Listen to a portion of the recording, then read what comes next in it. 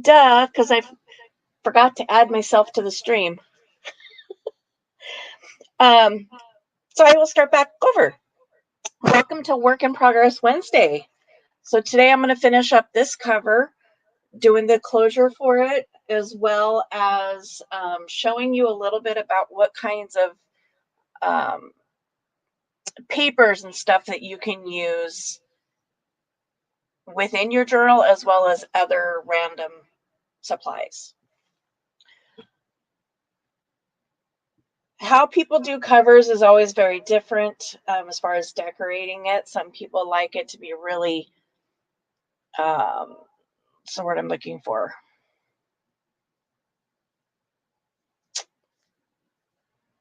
I don't know. I don't know what the word is I'm looking for. But anyway, sometimes I put more stuff on the cover, laces and pictures and flowers and butterflies, whatever. But on this particular one, because the fabric is textured, as well as it being rather busy already because of that texture, I'm going to actually just put the closure on it and leave it as it is. Once I get this part done, I'm going to go through the journal. We'll go by the pages and I'll explain how each page was colored or what it is made of, as well as some other, like I said, some other stuff that you can use that is not in this particular journal, but you could use in making future signatures.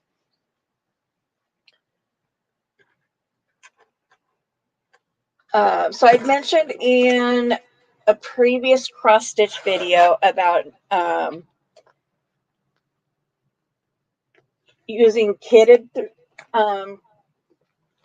so the kits and the threads don't always match the store-bought colors. So this is one of my stashes from probably, I think this is 2 different kits, leftover threads. So this is what I'm going to use as part of my closure. We just got to figure out what color. Obviously not the hot pink.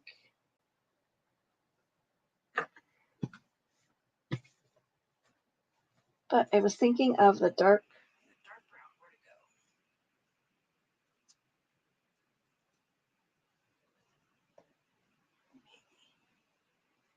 go? Where's that other brown?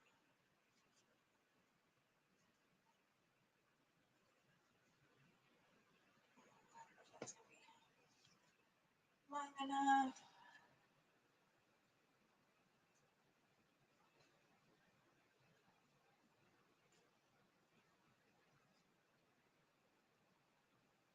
Definitely think I want to stick in the browns.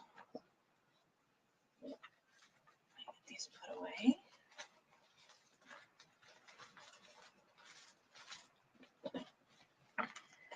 This is definitely one benefit to having more than one hobby, is that when I have leftovers of one, I can use it in another. Like I said, this is leftover threads from cross stitch kits that I now use in my junk journaling for binding signatures, making closures, and that kind of stuff. I have leftover drills from my diamond painting that I also use in junk journaling. So my crafts can overlap each other quite successfully. Oh, almost, ouch. I almost dropped the buttons and I stabbed myself with my own nail. So these are the buttons that I've chosen for my closure. Hopefully you guys can see those well enough. Now I just have to decide which color.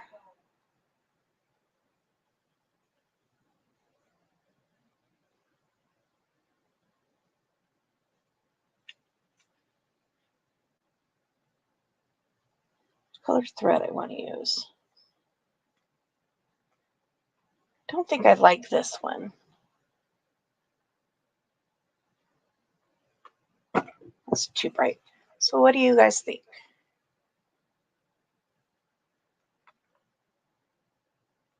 One, two. I think 2 might blend in too well. And then 3. So this is kind of a darkish brown, and this one's more of almost an olive brown. Yeah, now that I'm looking at it on camera, this one is definitely going to blend in.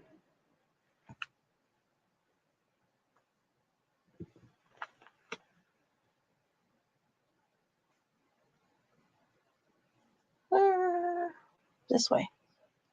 I forgot to mirror my camera, so now I'm confused. So this one is what this one right here, versus the darker one.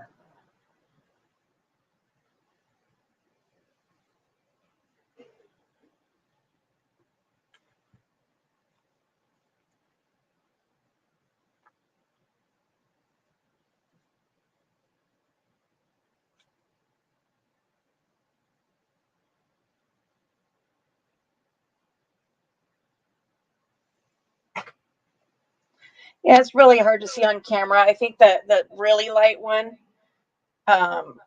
was blending in a lot.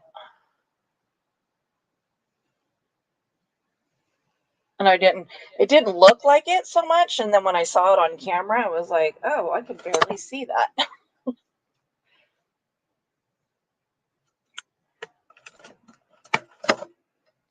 So because, whoops, just pulled the thread separate.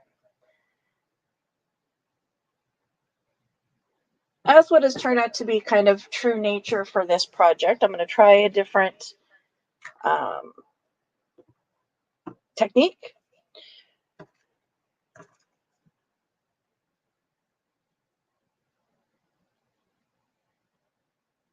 Love having me a needle threader for these blind old eyeballs of mine.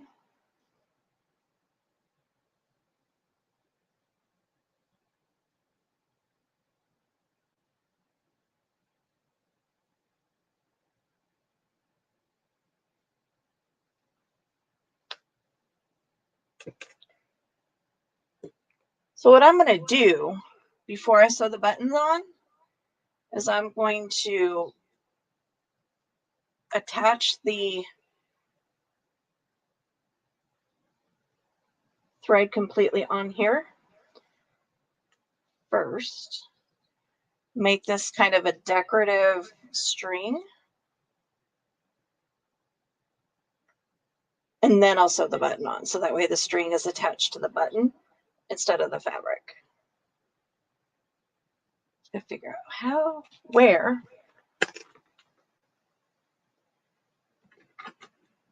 Aha. Trying to figure out where I could put the button where it would stay in place. So I'm just going to do a basic twist.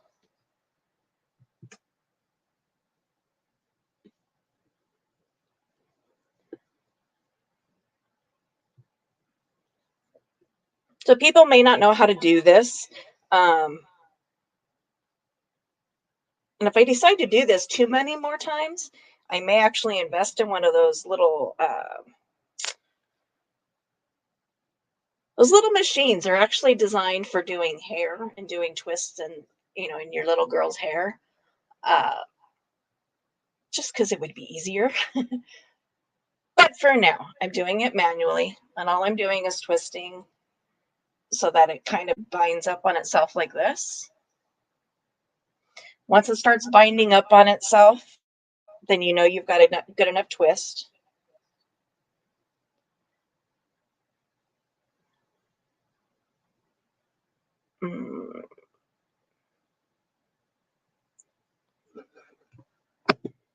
I didn't think about what I was going to hold this still with, so it doesn't untwist on me. So my mouse is over there holding that one. You take your second strand and you twist it in the same direction. Again, until it binds up on itself.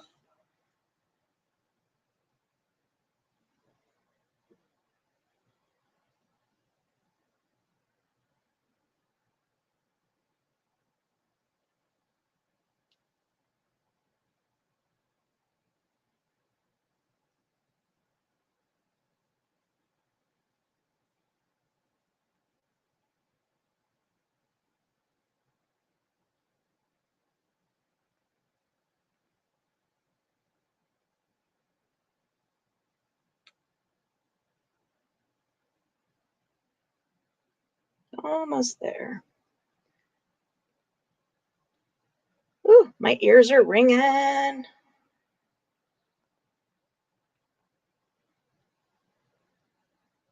Wonder who's talking about me.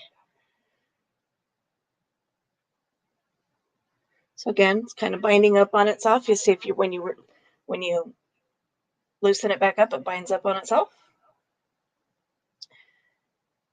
Now these two, I twisted both to my right. So now to get them to twist together, you're going to twist them to the left without letting each individual strand untwist. Am I doing this right? It doesn't seem to be.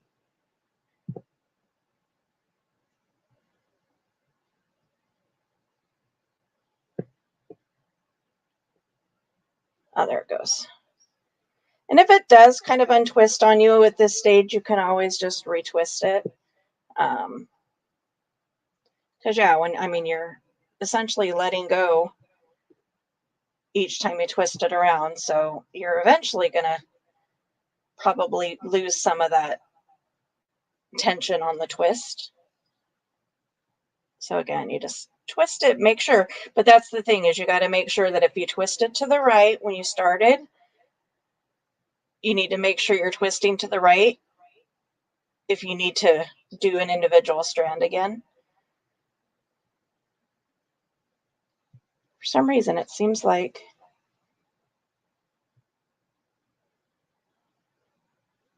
yeah, it's twisting. I don't know, it's just tripping my brain out, like it's not twisting the way I'm imagining it would.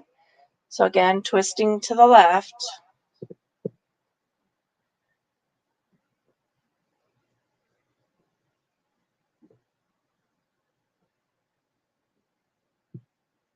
So this one keeps coming untwisted.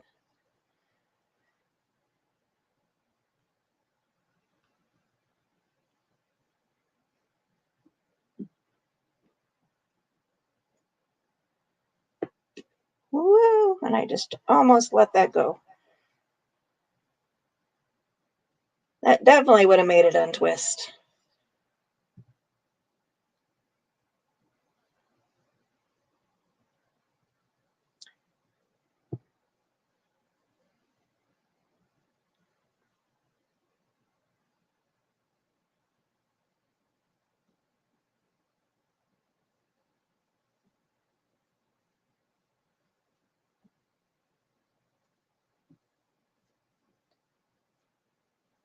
Get to the comments in just a second.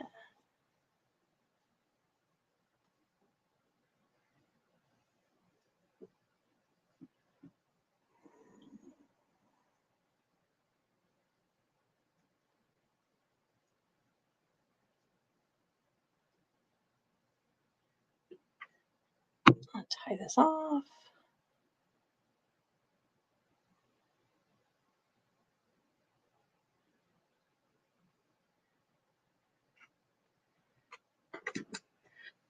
Now you can see, maybe, hopefully, it's got a nice little twist, like a twisted braid almost.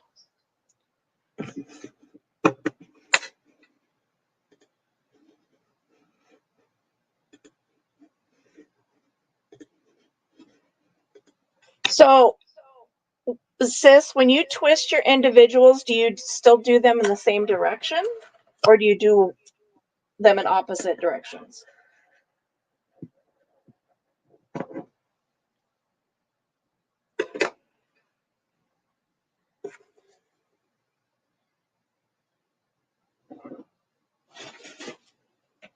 I don't know where that other thread went.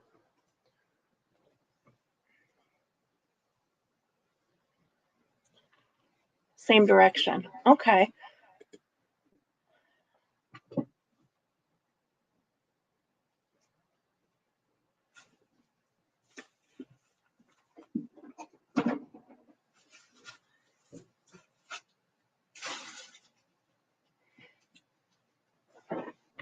If I wasn't attaching it to the bead, there's another way you could make a rope like this too, is you know, just to take a single and twist it till it binds up on itself. You put those two ends together and straighten it, and when you let the folded end go, it'll automatically twist on itself as well. But yeah, couldn't do that technique because I wanted it attached to the button itself.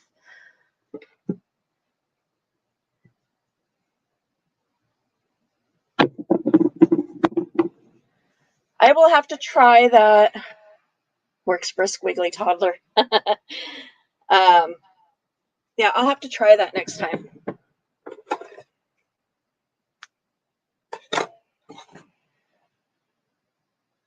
Or I can just invest in, you know, the hair twisty machine thing.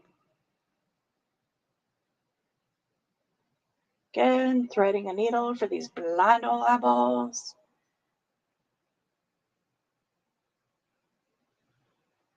Just funny because sometimes I can't even see the needle threader to put, you know, to get the thread through in the first place. Okay, what is going on here?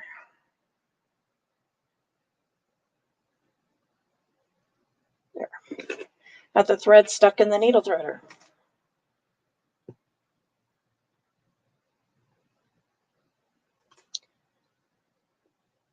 Where? Wow, I didn't realize I got this is such a long piece of thread.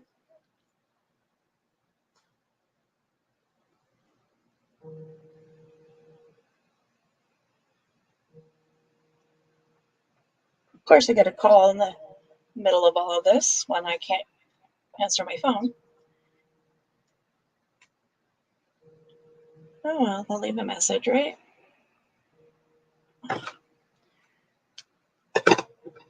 Apparently, I can't even tie it up.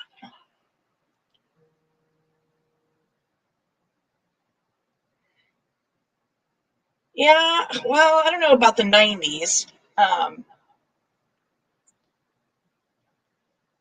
I don't remember if it was a Conair tool or not, but it was just this little thingy that you take the strands of hair and you put one strand and you hook it, one strand and you hook it, and you push the button and it twisted it into one of these. And then you just put a ponytail on the end of it.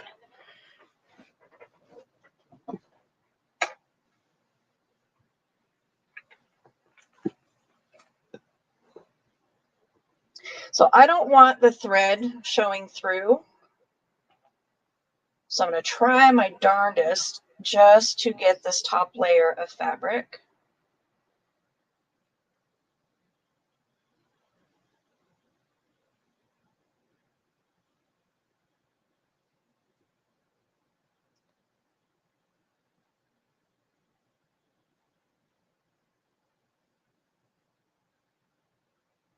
We want it to go this way.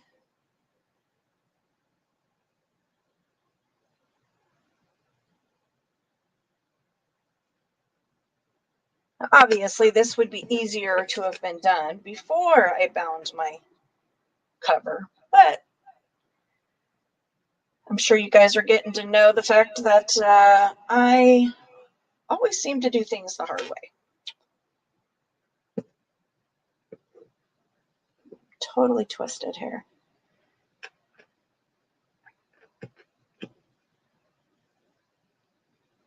I wouldn't know what to do with myself if I ever did things the easy way.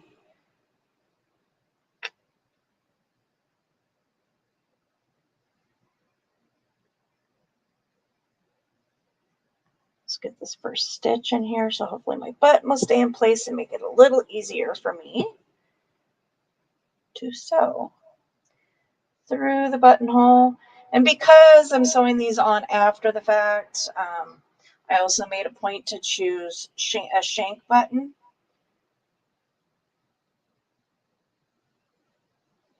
Versus one that's got a buttonhole or got buttonholes.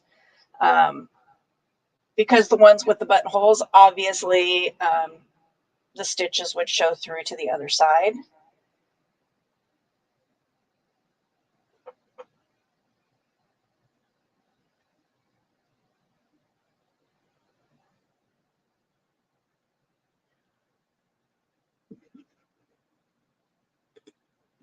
Oh, sure, Barbie. I didn't realize that you had one, sis.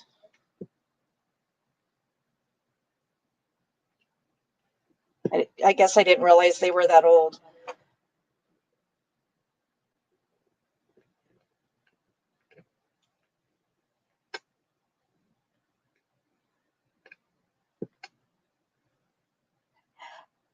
Ouch! That's the hand I can feel.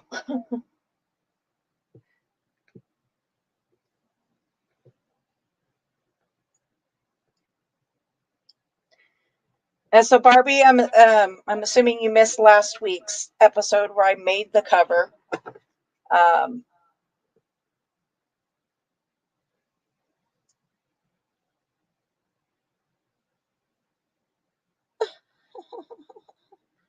okay, I'm too chicken to do that.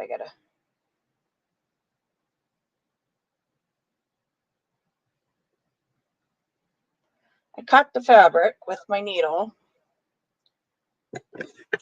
I'm trying to figure out how to get it loose.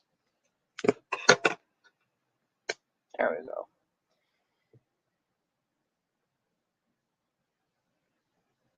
But yeah, this fabric is actually it was a table runner.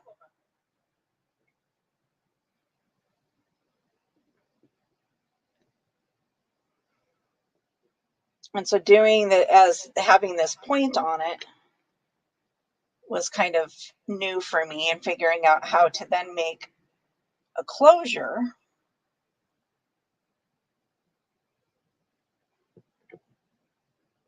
and still maintaining that that point.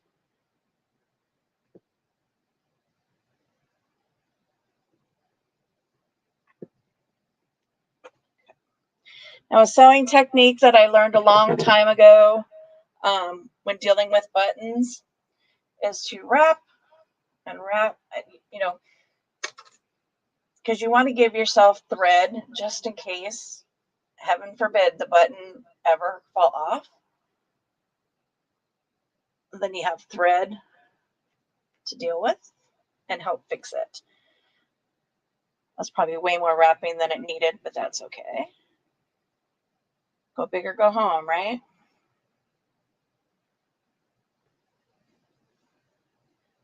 I'm going to knot this underneath. Ouch! Stab myself again.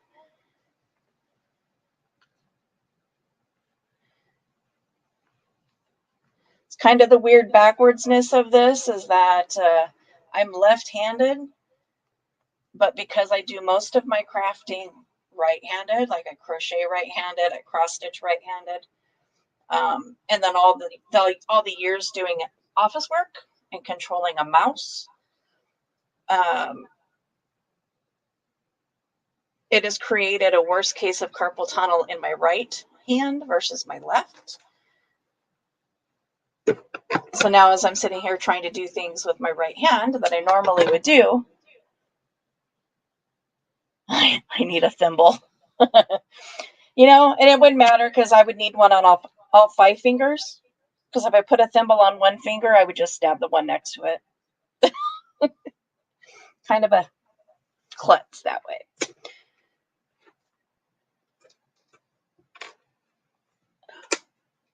Let's see, I think I'm gonna have to stick some glue under there. That one's not wanting to stay.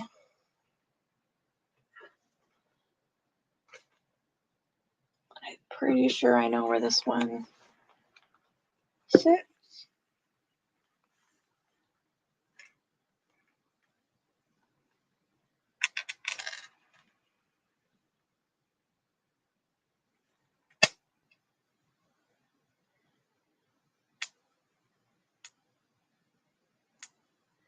And again, sewing a button on would have been a lot easier to do prior to attaching it to the book itself. But again, it's me. Got to do things the hard way. I think it's probably one of my biggest struggles is I always think about my closure after the fact, and it just makes it harder on myself.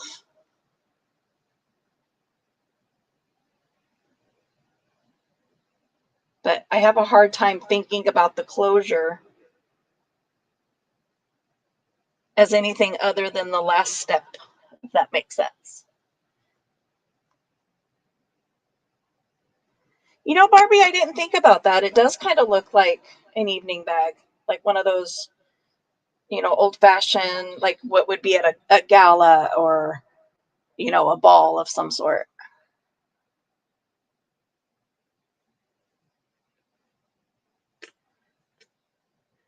But if you get into any of stuff like this, I always will recommend go to your secondhand store and look for your fabric. Um, Most secondhand stores have bags of fabric that you can buy, but that's not the only place to look. Go through, go down the clothing aisle, go down the where they keep the wedding dresses, go over where linens are, sheets, curtains, tablecloths, table runner, um, are great resources. I said you can go down the women and children's aisles and get clothing that's got lace. In fact, oops, I just said flowers everywhere. Avalanche to pile. Um, this was a little girl's dress, and I cut it apart, and now I have this pretty fabric, and I've also cut it down so that I have little flowers that I can, glue onto. Like I can take this and glue it on the edge of a page since it was only half a flower. So nothing goes to waste. You want to make sure it's the right side up. But you could glue it like this on a page. So don't underestimate there's options in everything, and secondhand store is the most awesome place to get fabrics for this kind of stuff.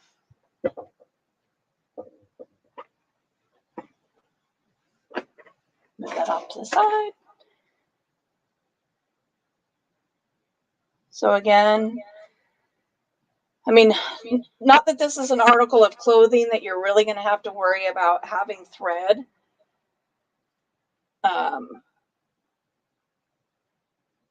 This was a trick my sewing teacher taught me way, way, way back in high school. When you fix a button on your shirt, to always wind thread around the bottom of the button. Not only does it kind of help elevate the button a little bit off of the clothing, making it easier for the buttons to work, but if the button were to fall off, then you have all that thread to reattach the button, provided hopefully you can find a needle. But usually the nurse's office at schools typically would have that. So you just jump down to the nurse's office and sew your button back on.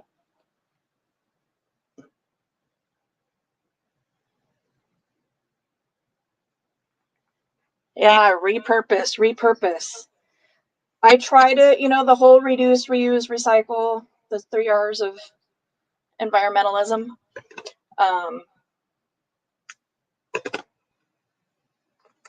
And that's the beauty of the scrap journaling, is that you throw so much less away as a result.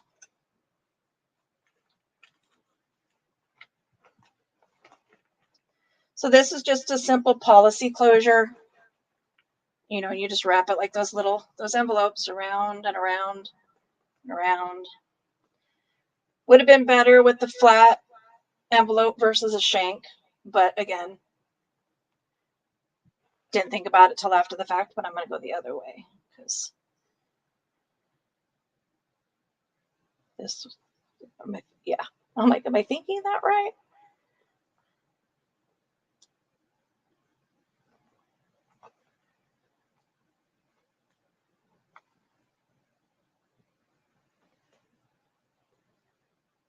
So I'm going to put something on here, maybe. I'm going to see if it'll stay. That's why I left these long strings long at the end. If this won't stay, like if it keeps wanting to unwind itself, which it doesn't look like it's wanting to, I'll put a charm on there so that I can tuck under on that last wrap. But right now it looks like it's staying secure, but we'll see. So again, this is just kind of a simple cover. You could decorate it more. You could put lace on it. You could put picture. You can do anything with a cover that you want. But because this fabric is already so busy, I'm going to leave it as it is. And I would totally wrap that the wrong way again. Oh, I'm going to re-undoing it in just a sec. So just kind of wanted to do a close-up of that. So simple policy closure. Wrap around it. It's like those old office envelopes. Got the little metal bookends. So I said one of them is not wanting, I think it's this one that's not wanting to stay on. So I'll put some Fabri-Tac under there, and hopefully it holds. But yeah, just a simple, this one's quote unquote simple book cover.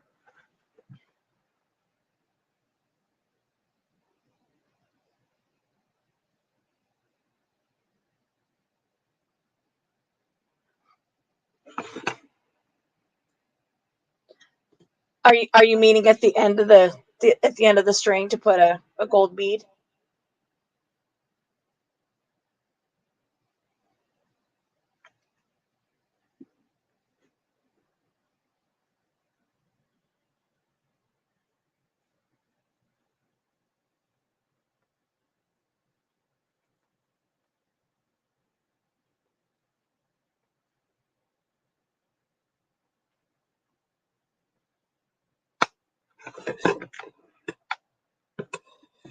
At the end, I'll have to look and see if I have one, because these are kind of a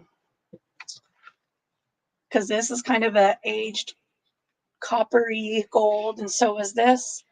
So I'd have to look and see what I have, because I've got all kinds of like butterflies and flowers and angels and all kinds of little beads.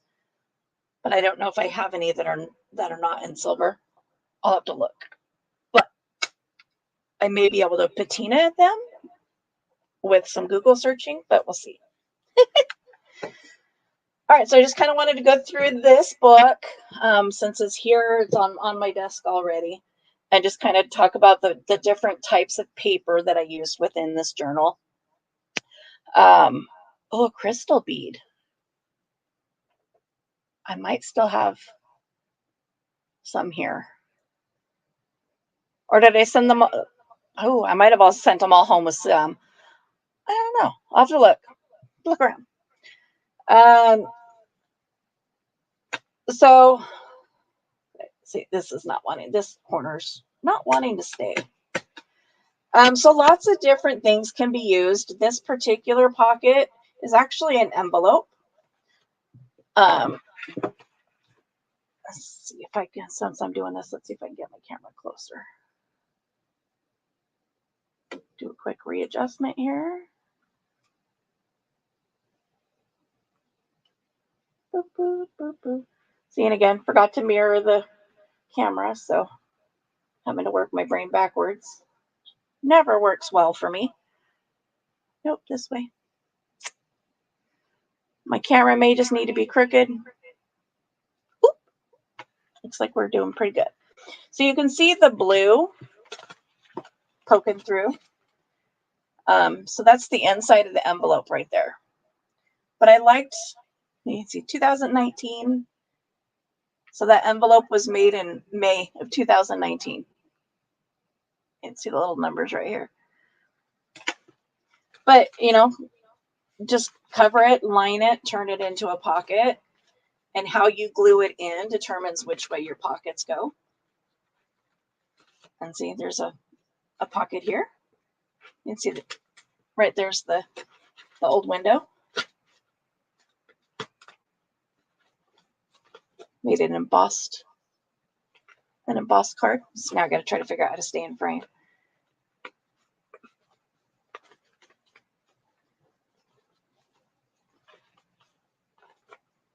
So yeah, that was a folding technique on making pockets out of an envelope.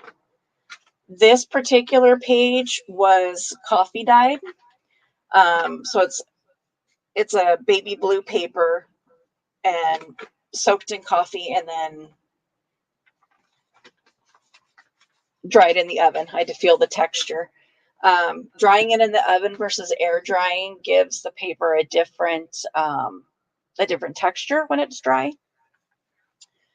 This was a yellow piece of paper. I'm not a big fan of yellow, but I have a lot of it because just like my fabrics, I buy paper in bulk, especially like Goodwill and stuff. It's amazing. You go down that school aisle and you can buy huge lots of paper, like of different types of paper, cardstock, typey paper, regular old copy paper. You can get a lot of that at the secondhand store. So I buy that in bulk as well. So sometimes I get colors that I don't necessarily like to work with. But this started out as, I believe this was a yellow, but you can see a little bit of blues coming through here. And the back of that page is a completely different color than the front of the page. You can see how yellow this one is. I'll move my ring light, maybe that'll help. You can see how yellow this page is versus not as yellow. And that's because I dyed this paper in between two pieces of colored copy paper.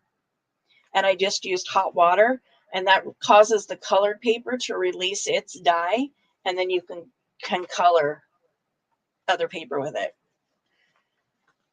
Plain line paper. This one was dyed with red wine. And I thought, oh, red wine, that's going to make a really, really pretty color. It dries gray. I'm not exactly sure why. But it's pretty cool regardless. This is coffee. And again, this is what was baked in the oven. And it made it very crispy on the edge. So to secure that edge and keep it from ripping or tearing any further, I just added a pocket on the back side of that to help give it some structure. This is probably an envelope. Yep. Again, that's a pocket made out of an envelope. Maybe see the inside of that a little bit.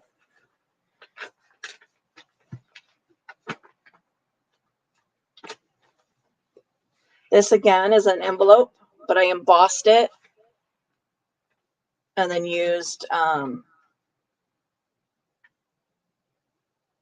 ink to go over it and bring up that embossing.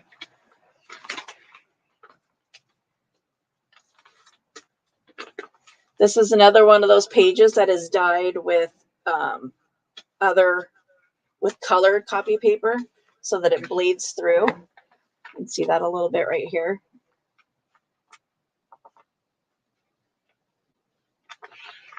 The other half of that coffee dyed. So now I've passed through the center of the signature, which was, where was my center? Oh, there's the center of my signature. So you'll see the other halves of those papers that, see, I still have to decorate this. I keep forgetting about that. I still have to figure out what I'm going to put in here. So again, this was made out of a mailing envelope. Oops, sorry, not in screen. Just an envelope that comes in, in your mail. This is a coffee filter. And you can use anything in the journal. It doesn't even have to be plain paper. A lot of people use book pages. I love the way music notes and sheet paper looks, but I can't read music, but I love the way it looks. So I do tend to use them in my journals. And obviously they're not really for writing on. It's more just as a decorative element within a journal. Another envelope. This is on the back. This, I forget what this is called. Cross stitchers would know it. It is, you attach this to fabric, and then you use the as a regular cross stitch, and then these threads you pull out, and it leaves the cross stitch image on your fabric. Waste canvas, I think is what it's called. But I just coffee dyed it and used it as just kind of a texture-y page. Center of this signature, again, that's either coffee dyed. You can see on this page, this is the original color of the paper, this yellow or this peach color. And I put it up against a purple copy paper page. And so it bled through some of that purple and gave this neat little design in the center. Stamping. Oops, just flung my, this was a fun little thing. Playing with plastic, making pockets out of it. Pockets, pockets, pockets everywhere. Little bookmark. Nope, little bookmark. And it's got its own bookmark holder, so you can use this as the bookmark. You can put it in its own pocket and use this as the bookmark. This was an interesting, this paper right here is dyed with acrylic paint. This was an adventure that I did with my grandkids, which you'll see some of those papers a little bit later. Still have paint all over my kitchen floor that I can't get up. Yeah, just a cute little tag.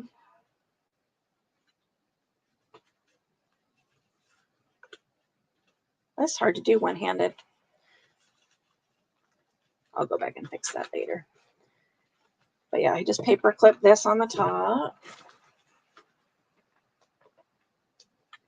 Need to get it, use one of my decorative paper clips. I do not dry my own flowers. I haven't tried it yet. There is a junk journal crafter that I watch. She's Pam at the Paper Outpost. Hi everybody, it's Pam at the Paper Outpost. But she's got this really cool tool that she uses that presses the flowers and you put them in the oven and it dries them out in the oven. And so I have to look into that. This was fun. This is why there's paint all over my kitchen floor. So the girls and I did bubble paper. You know, so soapy water, and you put some acrylic paint in the water, and with a straw you blow bubbles and then just set the paper down on top of the bubbles and it picks up. This one is partially covered, so when we get to the other half of this signature, you'll be able to see the other half of the page that's not covered with anything. But yeah, we did so many of those bubble pages. Again, this is coffee stained, and you can see that super crisp edge. These are fun little page clips that page edgings, book tabs. I'm not sure what you'd want to call them. Cluster tabs. And you can see right here, there's there's a little dot right here and a little dot right here. Those are round dots from the diamond paintings that I've repurposed. So this side says Harmony, and this side says Choose to Shine. Again, this is made with a mailing envelope, coffee filter. This was another page that was done by my grandkids.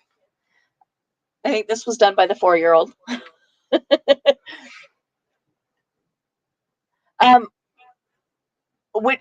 Which idea? I didn't see the comment when it came up, so I don't know how far ago it was.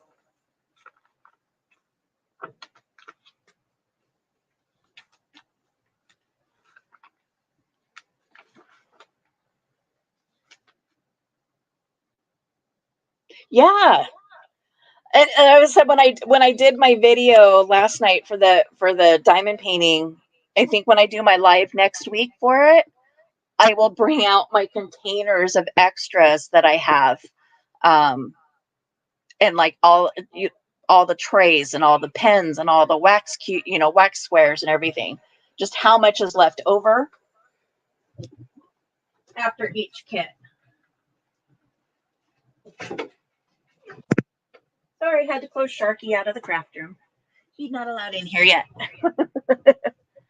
Yeah, the bubble paint was really fun, but very messy. Your extra dots are in a wine glass, sis? Yeah, this design is actually the bottom of one of those cheap dollar store like aluminum turkey pans. And so she just put the paint down and then splattered the paper. But yeah, that was a fun little adventure with them. This is coffee dyed. I have a pan that's really old and I haven't used it for cooking in forever because like the Teflon is wore off and yucky. So I use it for staining paper, and it always leaves just the coolest designs on paper. There's the other half of that. So stenciled. This one was one of the pages that got really crispy. It's one of the, if you don't like this look, it's one of the big disadvantages to oven drying your paper. Because if you're not careful, you will get this like burnt edge to it. I happen to like it. So again, stenciling. So this page is actually, it was that same yellow paper. As you can see, it's yellow. But I put it up against blue construction paper. I learned purely by accident how much construction paper bleeds when it gets wet.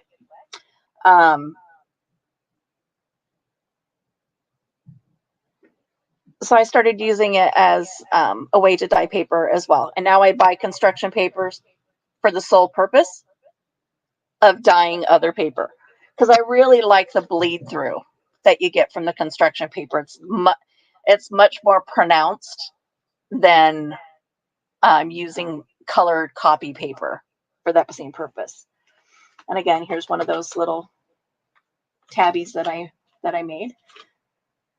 There's no saying on this side. This side says keep going. And again, I use some of those brown diamond dots. Those were really fun. I have a hard time. Clusters are really popular in the junk journaling world. I struggle with clusters. This one says understand. This is an envelope flip. You can see that window envelope.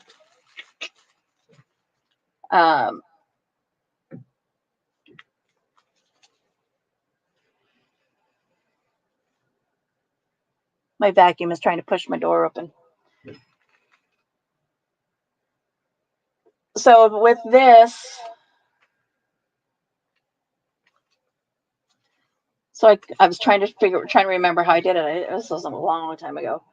So I covered both. I covered both sides of the window, that front of the envelope, cut out that opening. Now there's two pieces. Must have been two windows because that flower is encased in there. It's not glued on the outside. So it must have been two different pieces that I glued together and then covered. But again, you just open it up, makes pockets, little journaling card. I loved that paper. I used all of it and now I can't find it because it was a paper that I bought in bulk at a secondhand store and I don't know who made it, so I can't find it. Dream. This is one of the first things I cut out when I got my old Cricut. from my daughter. And I love these tiny little mini tags. They're so cute. Little things are always fun. You make tiny little pockets, and you need tiny little things to go in them. So this side says wisdom and honesty on the back. This was also made out of an envelope, as was this pocket, made out of an envelope. Very rare few times that I actually use washi tape. I am not a washi tape person. My daughter loves her washi, me not so much. This side says love yourself, and this side says freedom. I really love these little tabs. They were easy to make. Like I said, I just have a love-hate relationship with clusters. Again, this was made with an envelope. I crumpled it up. Not the envelope itself, what I covered it with. I crumpled it up into a ball so it gets the wrinkles on it. And then with one of my ink brushes, with one of these, you just lightly go over it, and it picks up all of those ridges and colors them. Did you see how easy it was for me to find that, Sam? I organized my not my yarns, my inks, finally. Got them into the cabinet that I bought almost a year ago. And again, here's that last page of that construction paper dyed paper. So you can see how much it picked up on this side, and then you got just a small amount of bleed through that goes to the other side. You could have sandwiched it between two pieces of construction paper. Either the same, if you did it the same color, you'd end up with this on both sides, or you could put, this one was blue, you could put purple on this side, and you'll get a blending of all of those colors. Yeah, so that's that one. Anybody that saw the video of the journal that I made for Jen, you'll notice that it kind of has a very different aesthetic.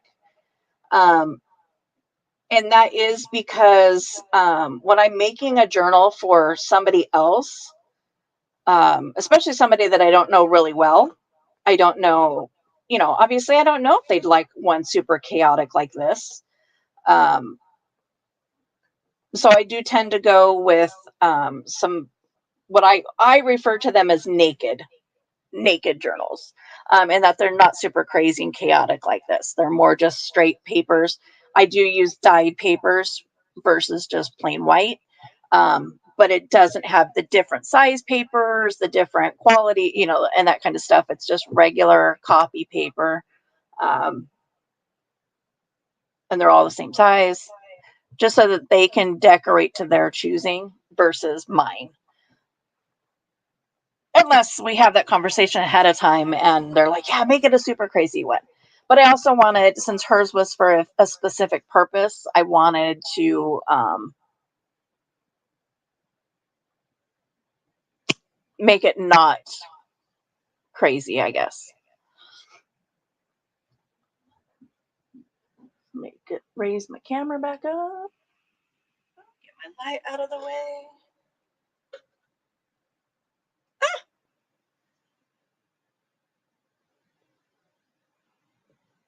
I kicked my camera out of the studio.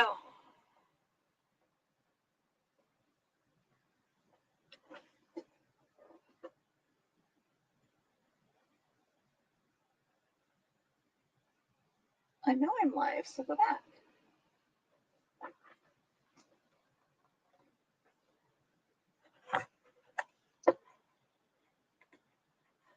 Yes, I have made my own paper.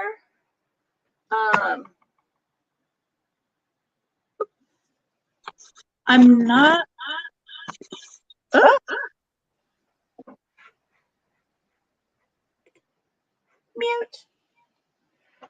Mute my phone. I've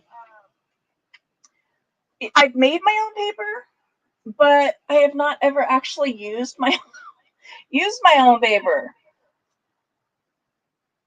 Not in junk journals anyway. I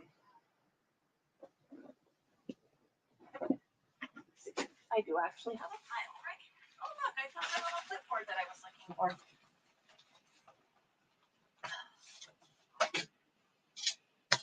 Found my clipboard.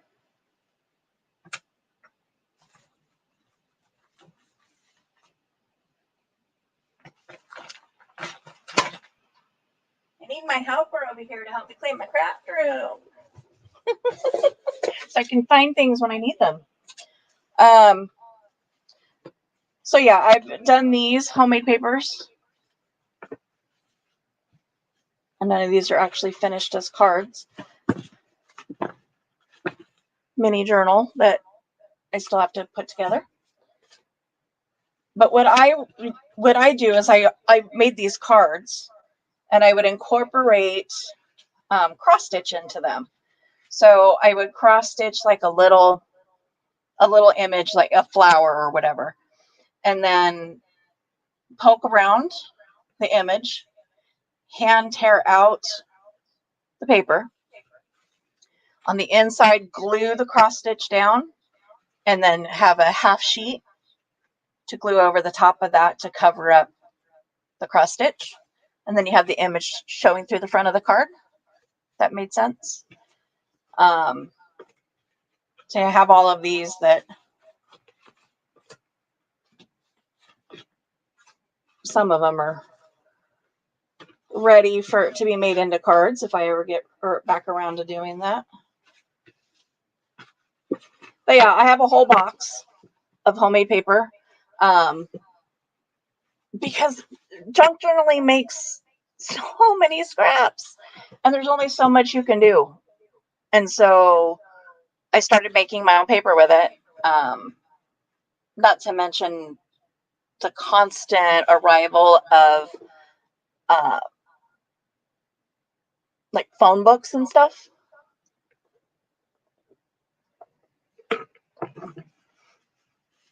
Yeah, so these are cut out to be to make a mini journal. Get them all going in the right direction here.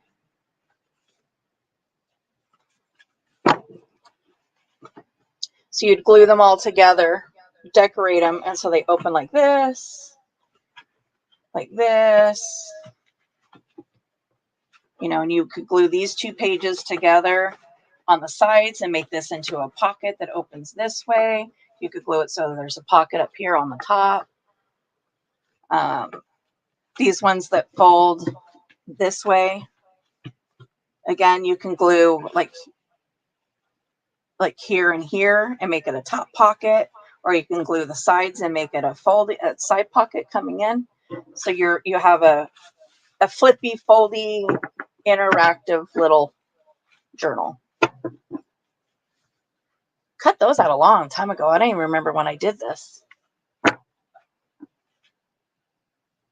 Yeah, I haven't really figured out a good way to use the homemade paper in the journals. Other than just like literally taking it and gluing it onto the page. Simply because, homemade paper tends to be pretty fragile. So I don't know. I don't know how it would work, how well it would work as a signature. These ones probably much better. These were made with an older kit that I had borrowed from somebody. And I haven't invested in a good kit because this one had like a weight on it. So you could really push it down and get them super, super thin. So they fold well. These would probably work fine as a signature. I don't know. I'd be nervous about the constant open, close, that eventually that center, I would probably like washi tape it or something just to, I don't know, give it more strength. But good question. Eventually, when I have my room clean enough that I feel comfortable doing a little mini tour, you'll see how many boxes of scrap paper are down at my feet. It's ridiculous. So some other things that you can use in your junk journal. Any of us that are, okay, well, what's going on with my phone here? I don't get it. I don't know what's going on. So I'm hearing my phone. I see that it's still on camera. I mean, it's still on screen. You're welcome, Miss Barbie. Drive safe.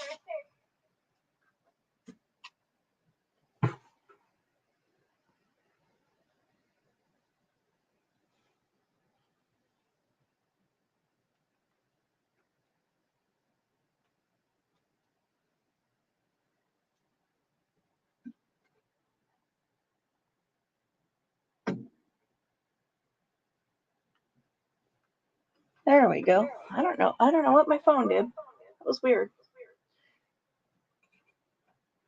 So any of us that are on any kind of medications know that we get tons and tons of these. Just your regular old medicine bag. These are great. You can fold them in half and use them as signatures, sewing it into the center, and that gives you a pocket. Cut this off and it gives you a pocket. Sorry, I got to turn the volume back down on my phone. Not even sure how that got weird. But you could also use it as a flip. So you would attach this part into the journal, whether it's on the edge of the book. Just pull out a piece of paper as if it's a journal page. So you could attach it like this. So then you have a pocket. And you can either glue so that you have a pocket here, or you can leave it so it opens like this, and then this would fold out like this. You could do it like this on the edge of the paper and glue it down. You have a pocket here and a pocket here. Very versatile. And you can fold these in all kinds of different ways to get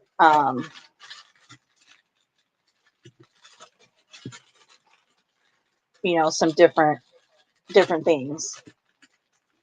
So make envelopes out of them. But if you're like me and you have a massive stash of envelopes, the last thing you're going to want to do with stuff like this is make more envelopes.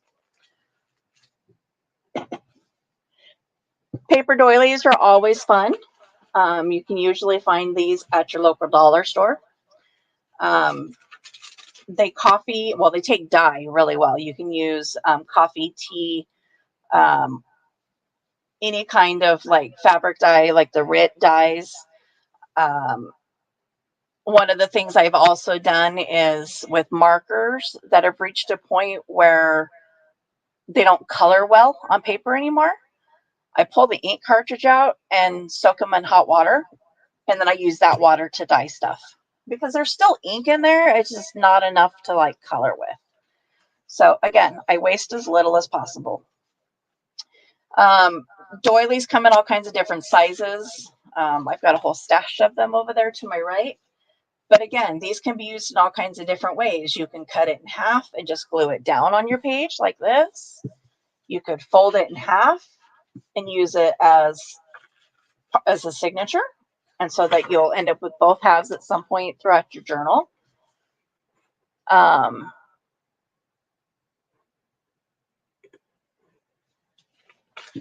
You could cut a corner out, and glue it like this up in your corner of your paper. So many different possibilities for paper doilies. I love my doilies.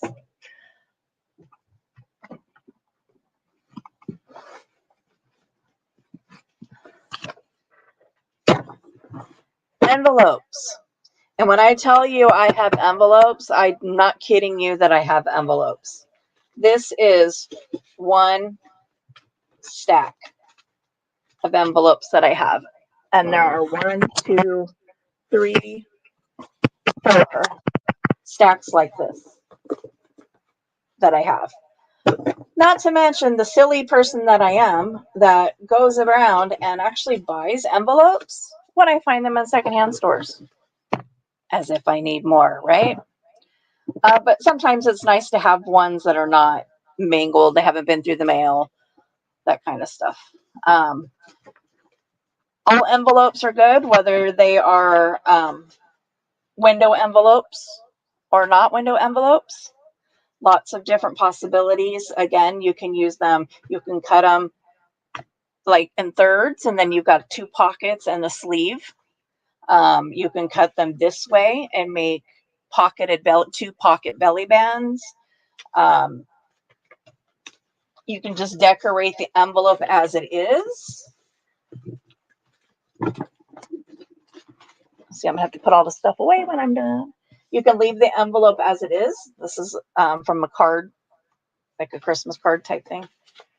You can leave it as it is and make it a flip out on a book page. So you would decorate. You can either decorate this as a solid piece and just have it just as a decorative flip. You could leave this as an envelope. So you would decorate here and the inside of the envelope here, but leave it as an envelope. And then on the back side of the page, you would just cover the flap with something or decorate the flap even if it's got a really cool shape to it. Decision, I mean, that's up to you. What other kinds of paper products do I have?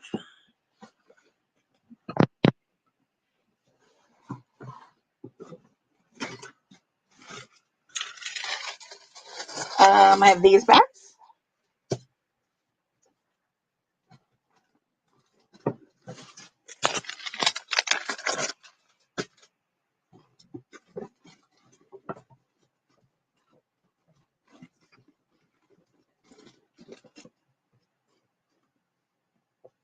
Did you hate when you know what you're looking for? You know you're looking and you know where it was the last time you saw it, but then when you're trying to find it, you can't find it. Oh, one little cubby up there I can't get to, so I don't remember. I think these had baguettes in them, but I can't remember for sure. These little bags are really cool. They're the bags that go in the garbage can in bathrooms, public bathrooms. Again, came in a bulk buy at secondhand store, but they're really cool. I think, because they are semi-translucent. So if you do a really creative journaling card, you'll be able to see a shadow of it if you make this into pockets. And again, works just like an envelope does. You can fold it in half and make it, put it around a page. And obviously, if you want this to be a pocket, you'll need to trim just a smidge off to make this an opening, or you can just glue it down. And, on 2 sides, you can glue it here and here and make a pocket this way. You could glue it here and here and make a pocket this way. And then just decorate the front. And then on the back side, you have this pocket here. And anything you put in there, you're going to be able to see a little bit of it shining through. Like this. See? So whatever you make to go in there, whatever kind of a journaling card you put in there, you can kind of visibly see it. Well, I guess you would visibly see it, wouldn't you? Can't really visually taste it. Yeah, I think these had baguettes in them.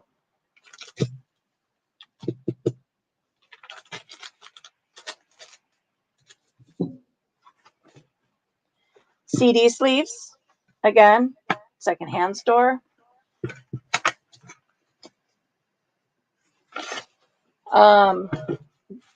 These are coffee dyed. You have to be careful. You know, these obviously have to air dry because it's got that plastic. I'll see, I started to decorate these. Because it has that plastic in it, obviously you can't put it in the oven to dry. So you do have to air dry them.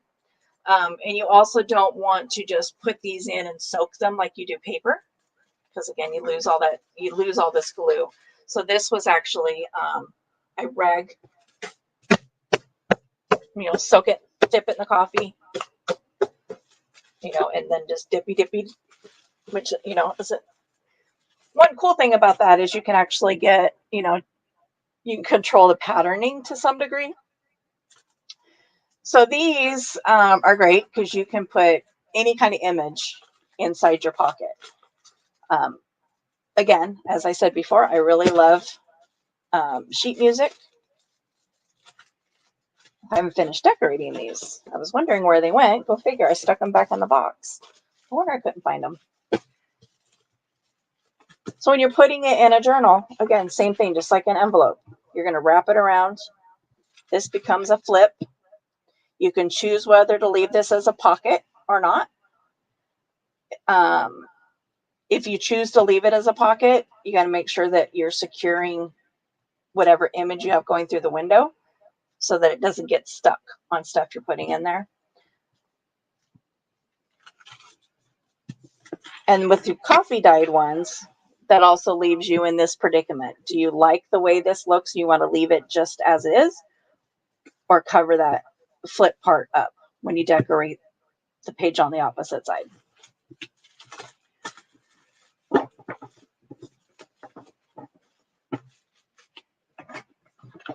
So behind me on my paper wall, which some of you have seen in previous videos, I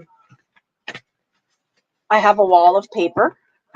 So when you're making junk journals, the sky is the limit. What I have back there is I have scrapbook paper. I have regular lined paper, graph paper, ledger journal books, ledger papers, regular. Hi, Wanda. Hi, Incheck. Yay, you're watching a live. Incheck is part of my replay crew. Dyed coffee paper, regular coffee paper, copy paper, scrapbook paper. I mean, you name it. Any kind of paper that you find, you can use in a scrap journal. And to expand upon that thought process, just about anything you can find, you can use in a scrap journal. As you saw in the one that I just finished for myself, I mean, it's a bunch of different stuff. So the sky's the limit. It's whatever your imagination takes you to. Yeah, so I'm trying to decide what how to continue with the journals moving forward and doing the tutorials and teaching you guys how to do them, how to make them. I tend to do things a little backwards in that I do the signatures before I do the cover, as you guys saw with mine. Some people do the cover first. I find that to be limiting because you can only, if your cover is already done, you can only fit so many signatures into it. But if you make the signatures first, you can always make the cover as big as you need it to be. So for me, it makes more sense to do the cover last. But figure out the closure beforehand will make your life a lot easier. I have comments turned off on the replays? That's interesting. Comments shouldn't be off, but I'll check into it.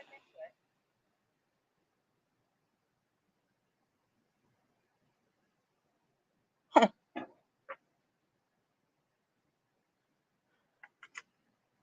I plugged my phone in thinking maybe that's why it disconnected from.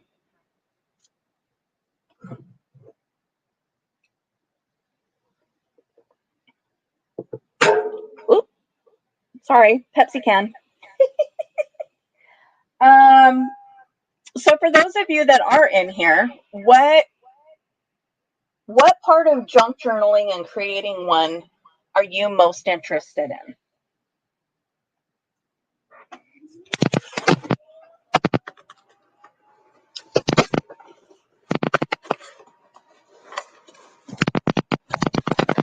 See, I have tags, journaling cards. My daughter is I'm trying it, Jack.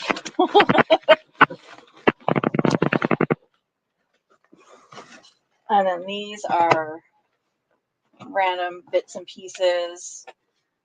So these can all be turned into pockets. These are made with baseball cards. I have a delay. Which again, secondhand store. Bought a huge binder full of baseball cards. Came home, made sure they weren't of any value, and then started using them. This green paper my husband brought home from work. It was packing paper. Off to my right, I have a huge box. It's like 1.5 feet deep, maybe 3 feet wide by 3 feet tall. And it's full of random, like packing type papers that my husband brought home for me. Even got him trained. Ask before you throw it away. Again, baseball cards. And these are wallpaper scraps. Secondhand store. Got a sample book of wallpaper.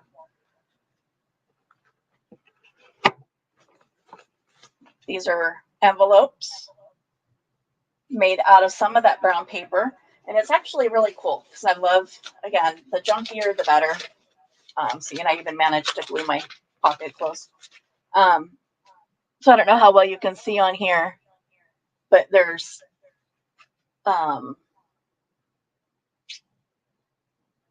slits in them. So this paper is actually 2 pieces of paper that are these little cuts in them, hold the 2 pieces of paper together.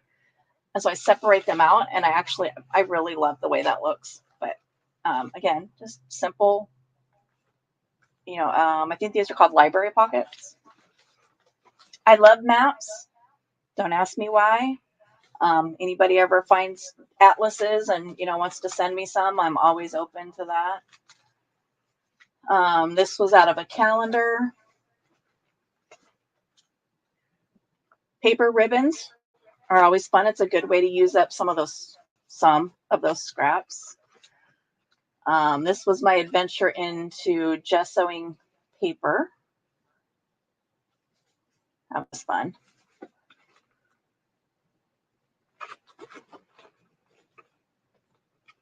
Yeah, pockets and pockets and pockets and pockets.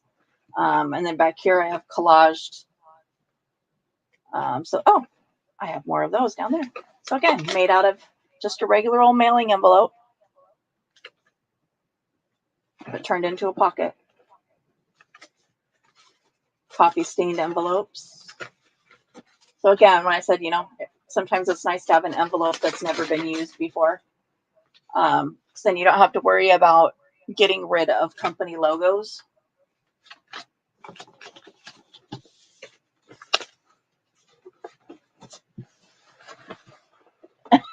Wanda can't have pants or a skirt. Yeah, in chat, I would definitely appreciate the sharing. The more the more I'm able to get people from outside this current community, the better. I'll be able to grow the channel a little bit more. Oh, this is fun. I bought a bunch of piano rolls, like from player pianos, and glued them to decorative papers that I don't necessarily like scrapbook paper, but then it gives me that white background to make journaling cards.